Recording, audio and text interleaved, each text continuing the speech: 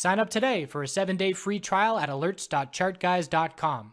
Checking in on the crypto space, the only thing that's changed is a little bit of volatility and a little bit of further downside action. But the bears have had control, complete control, for quite some time now. Pretty much since our little weak bounce attempt and double top at 73, we've seen a lower high every day.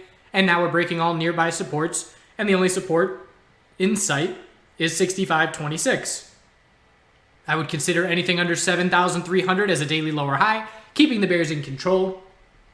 The daily exponential resistances have guided the price lower, and they've been a great guide for us to know to stay bearish.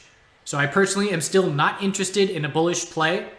I need to see the daily RSI oversold, which it's not. Essentially at this point, I need daily RSI oversold. I guess 6,500 doesn't have to break. If we just drop straight to 65, there is a play off of that level.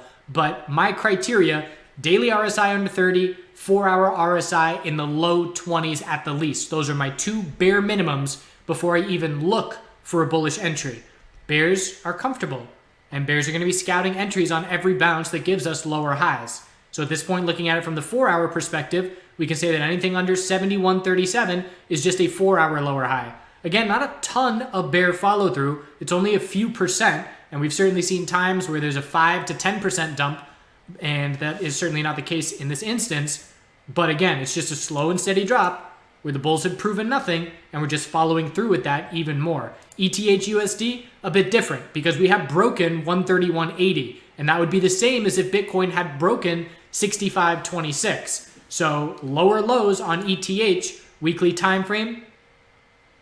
It's been a lower high on the weekly chart every week for 6 weeks in a row now. And the next support level that we're looking at, 129 is the current low. So I'm looking back at 122.75. And we have to hold 80.60 for a monthly higher low to try and form. Weekly RSI, not that far off from being oversold, but we would have to break 120 in order to see it approach oversold. So the ETH bears are still in full control. Anything on the 4-hour time frame under 141.93 is just a lower high. And now we have the zoom out game where on every little bounce, we're just looking at hourly exponential resistances and a lower high. If we change the hourly trend, we look at the 4-hour exponential resistances and a lower high, so on and so forth. ETH BTC broke weekly support. 1891 broke, not by much at all, but if we get any more follow through on that bear break, if we see 15-minute lower high and lower low, then it's going to be a clear bear break as far as I'm concerned. I would still consider this a double bottom. So it's not game over for the bulls, but they need to show up and defend this support level and see a meaningful bounce, because if they don't, we are going to have Bitcoin remaining much stronger than ETH. We will have these weekly lower highs continue to prevail, and we will then be looking down at 1614 as the only nearby support level. So I need to see a 4-hour trend change from this dump into the next couple of days. Otherwise, it's a very clear weekly bear break if we see any lower lows from here. LTC USD, bearish as you can assume. 42.16 breaking. We're down under 40. The weekly time frame is closer to oversold than anyone else we just looked at. RSI is 34, and we're looking for a higher low on the monthly compared to 22.17. Still a long ways to go, but again, just giving back a ton of this move. 4-hour time frame, anything under 43.15, just a lower high, and the LTC BTC pairing is in free fall. And the lowest price that we had seen on the weekly time frame was 5991, and we have now broken well below that, and we're now looking down at 522 as the only support, as the weekly downtrends have remained intact, and that has been a good guide on the weekly time frame to keep me personally from playing either of those names, Litecoin or Ethereum. I cannot remember the last time I was in a trade for either of those names, because any trade that I've taken, which has been limited in the crypto space, maybe 5 Bitcoin trades in the last 6 weeks, but it has been Bitcoin as my horse because these pairings are just in downtrends, keeping the Bitcoin dominance strong. And if we look at that Bitcoin dominance, BTC.D, daily time frame, bull spike today. Monthly time frame is trying for a bull flag. So if you are looking for an alt season, or if you are looking to see momentum shift away from Bitcoin and go into other coins, you certainly do not want to see this monthly bull flag confirmed, but that is what it is right now. And the bears have to break 67.14 to try and negate this monthly bull flag.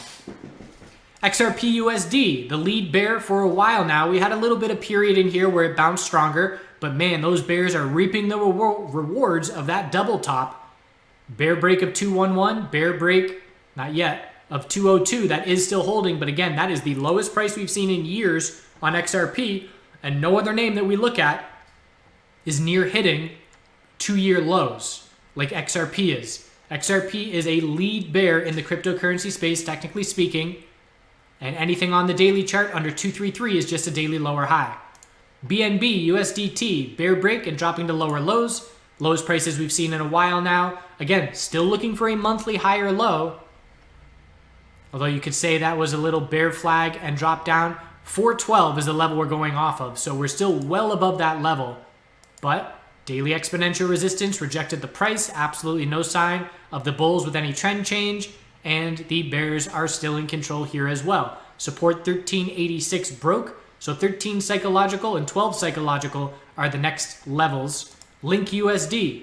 Still barely holding on. 195 is support, but we're right down nearing that level. If 195 breaks, we still have not found any meaningful support on the weekly time frame. After 195, 165 is the next level. XTZ USD is different than everybody else because it's in a daily uptrend. And we're looking at anything above 139 as a daily high or low. We bounced off the exponential 12-period support last time, and the bulls are going to try and bounce off of it again. The only red flag would be if we were anticipating a higher low compared to 139, absolutely. If we were to bounce after forming that higher low, fail to break the top of 186, and then lose the daily uptrend, that would show a clear trend change. But right now, we're trying to find this daily higher low, and there is no higher low at this point. We had a 4-hour equilibrium just break bearish. 159, you could consider that a double bottom at this point. So that is still holding just barely. And if 159 clearly breaks, we're going to be looking down at 151 as the next support level. And last, we got Matic USD. So Matic USD tried to shift the momentum. It also formed a 4-hour equilibrium. So low, high, higher, low, inability to break resistance, bear break of support. 131 was our low, and we just double bottomed with 131 on the verge of breaking to lower lows. Daily time frame after 131, we're just looking down at 10.9 as that bottom. And again, the bears have had control ever since that dump. We have seen no sign of any meaningful bounce aside from that first initial 100% bounce that we did see. So the bottom line is the bears completely have control of this sector right now. We will have to see sustained bullish action for that to change. Not one 5-minute bull spike candle, not one hourly bull spike candle. I need to see a 4-hour trend change, a daily trend change, clear higher lows and higher highs, increasing bull volume, all those things that we use as our guide to believe bulls are changing a trend when it does happen, and we don't have any of that right now. So again, playing bearish is the way to go, and congrats to the bears. There are certainly a bunch out there that are making money in this market, but trying to fight this trend by looking bullish is not ideal. Again, patiently waiting for a shift in momentum. There's no need to nail the bottom. As long as we can recognize a longer term shift taking place and get a piece of that move, that's all we need to do in order to profit from it. And again, no need to nail the bottom. So patiently waiting for me personally, not interested in the cryptocurrency space much recently. That will change as soon as the volatility and opportunity picks back up again. And we will anticipate that it will do so with monthly higher lows sometime in the next handful of months. It could take another 2-3 months for that to happen, but that's what I'm watching for and patiently waiting for. Appreciate you watching. So the end of the day video here, going to look at the bird feeders in my yard for the next couple of days. I went to the eye doctor recently, and she reminded me how important it is when you're on the computer all the time to constantly be getting up to move around your depth perception. So you're not staring at something 3 feet in front of you the entire day. And then I realized that I have unintentionally been setting up a little haven for animals right outside the window, but it's right behind my computer. So I'm constantly shifting my eye focus hundreds of times throughout the day from 3 feet to 30 feet and more. And that is something to do if you are able to set up your desk near a window to be able to look out it and to constantly keep your eyes from getting lazy, essentially. That is worthwhile. So here at the end, we've got cardinals and doves and blue jays and a whole bunch of little finches. And Squirrel, pileated woodpecker is one of them in the clips here. I don't understand why people get pissed at squirrels that eat birdseed. Yes, they eat a lot, but if you're going to feed the animals, then just feed the animals and don't be a jerk. Let's not be speciesist and exclude our rodent friends. And if you ever hear tapping in my videos, it's because I got a window bird feeder and these little titmice, are banging on some sunflower seed on the window, and it sounds like someone's knocking.